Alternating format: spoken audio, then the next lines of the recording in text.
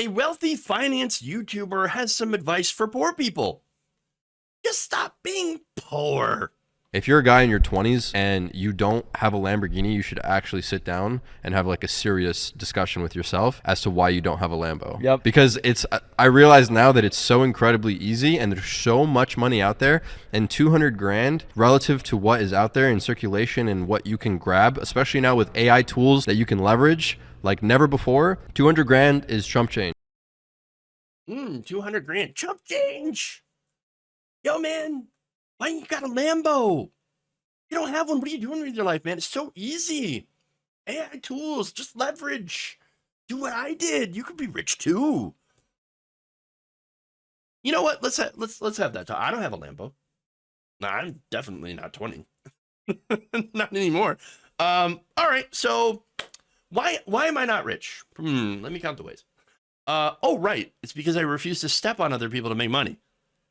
Yeah, that must be it. Look, obviously this guy neglected to mention that it helps, because he is right. Money is pretty easy to get if you have absolutely no morals or qualms about exploiting other people in order to make money or stepping on other people. See, if you don't have any morals, if you don't have any values, yeah, of course you can make money.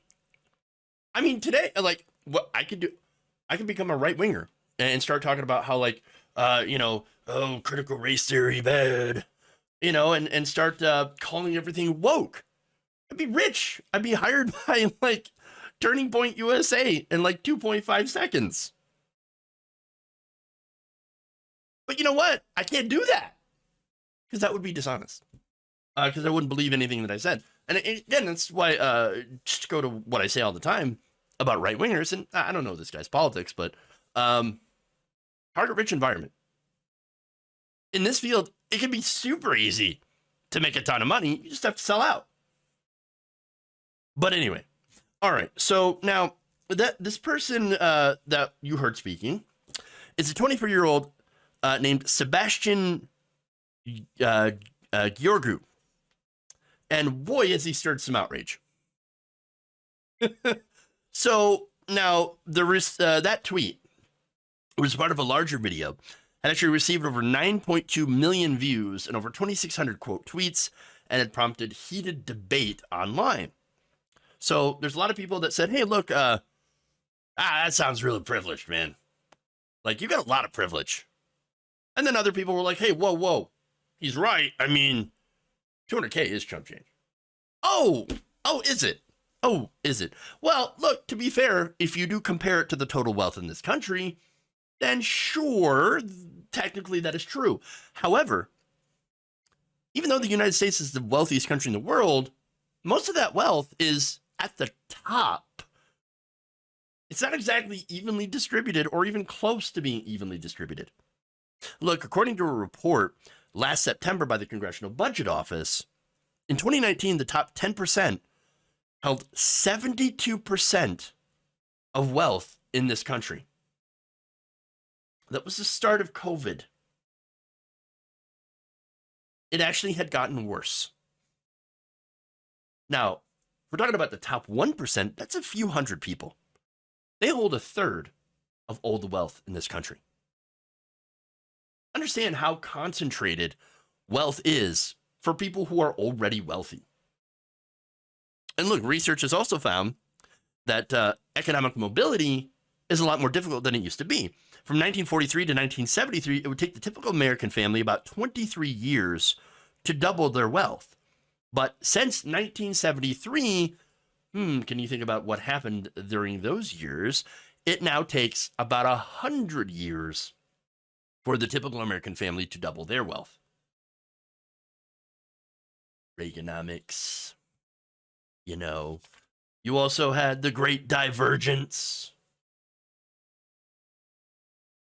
But this guy says, oh, no, it's so easy, dog. All right, well, we'll look at how he built his wealth. But first, this clip appears to have been taken from a longer version shared to his TikTok account on January 13th, where he could be heard saying this, quote, people will say I'm out of touch with reality, and they could suck it. It's not true. Oh, really? Wow. He says, I've seen a lot now, and I'm like, okay, so 200K is literally pocket change. That would save so many people's lives. $200,000. But okay, look, I don't necessarily think he is out of touch with reality. No, I think he's very aware of reality. He just shames poor people. That's it. Now, he also, by the way, responded to some criticism of his comments, just to show you exactly the kind of attitude this guy takes. Quote, "Stop being so lazy. Watch my content and learn something. I know 18-year-olds that come from a poor family that made $200,000 a month. You can laugh all you want, but you're the one pissing your life away. They do anything they want. You don't. Who's the loser?" So, yeah, definitely an entitled mentality here. Okay. And definitely doing poor shaming. So now this guy, apparently at one point in his life, he was poor. He was working at Taco Bell. So what happened? What changed? According to Insider, Gorgio has over 830,000 subscribers on his YouTube channel, where he regularly uploads videos on the topics of making money. One of his most popular videos, which have received over 2 million views each, he said he became successful in 34 days after launching an online business, turning $300 into $100,000, and went from $1,000 to $8 million. So how did he do that? Well, one word: drop shipping. Now, if you've never heard about what drop shipping is, well, I'm going to explain it to you, okay? So now, a drop shipper basically is a middleman. They will go online, they will find products, usually through the Chinese e-commerce platform AliExpress, that they will then, well, first they have to discover, okay, what's in demand. Then I'm going to go to this Chinese website and I'm going to buy it, mark it up, and deliver it to the intended recipient. That's it. So they use Shopify to create a website to sell the product and social media to market it. They also could post a Facebook page to try to start a trending hashtag. They could go to online stores like Wayfair, which, by the way, Wayfair also is a drop shipper. Once the order is in, the drop shipper buys a product from the Chinese site, sends it directly to the buyer, minus the markup, which of course he keeps, or he or she. They never make, touch, or ship the product. They pitch, sell, and order. That's it. That's all they do. He is a glorified middleman. He is the person. I remember growing up and I remember seeing all these commercials. Cut out the middleman. We got to get rid of the middleman. There's no middleman here. This guy's bringing middleman back. And not just him, but, all the people who do drop shipping. They're middlemen. That's all they're doing. So again, buying, in this case, Chinese goods and reselling them at a markup. It is so easy, even a scumbag can do it. Well done. Well done. You're a middleman. Look, again, I'm not saying all drop shippers are bad people. That's not what I'm saying, right? This guy, though, definitely seems like a scumbag. But most drop shippers, there are some issues with that, okay? First, they don't have relationships to manufacturers. So, in that case, if the manufacturer is a crappy company, then you're basically going to send out junk products that you're making money off of. Now, secondly, considering how it is Chinese made specifically, there is a good chance that they're using labor that may have been exploited. And by the way, that's true with Amazon, that's true with Walmart, it's true with a lot of these giant corporations. So let's be fair about that. You have these big corporations like Walmart that base a lot of their manufacturing in China. That just because you're a smaller independent business does not mean that suddenly exploitation is good because you're doing it. No, you're doing the same thing. That said, this guy's not a genius. He's literally doing nothing but buying and reselling stuff and doing some marketing. Something that anybody could do. So I guess he's right that it is very, very easy. Yes. Yes, when you don't have to make anything. Yeah, it's easy. You didn't do all that much.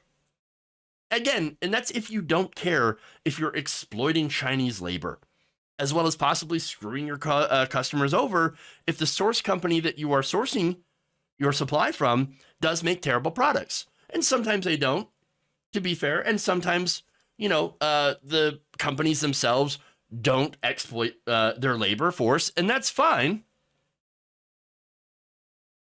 But that said, we'll talk about the markups. Markups could be absolutely insane.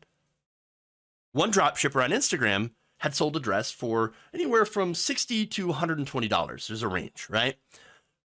The same dress was found by a reporter for $26 on AliExpress. Now, the other issue with dropshipping is that it does threaten local small business owners. They have to contend with copycat designs because we all know that, yes, there are Chinese manufacturers that do a lot of copying. Copycat designs, and of course, they can undercut U.S. sellers, lower prices. And so, look, that has a large, effect on the local economy. That said, there is ways that you can do this, drop shipping itself, in a way that is not exploitative. And you could, have a relationship with the direct from manufacturer. You could be a reseller on that. But again, I don't think that's what's going on here. Now, there's another way that some drop shippers also make money, and that's when they have their social media, specifically if they have a YouTube. They could charge people to enroll in a course that will teach them how to do drop shipping, to be a middleman. Now, there's other things, other issues. Again, if you start any business, there's no guarantee of winning. There's no guarantee of actually making money. Going back to a statement, oh, God, dog, it's so easy. You should have a Lambo by now. Anybody could. No, there's actually a pretty high failure rate for these kinds of businesses as well. And yes, there are also successes. Again, looking at how much money he makes, there's definitely a success story here.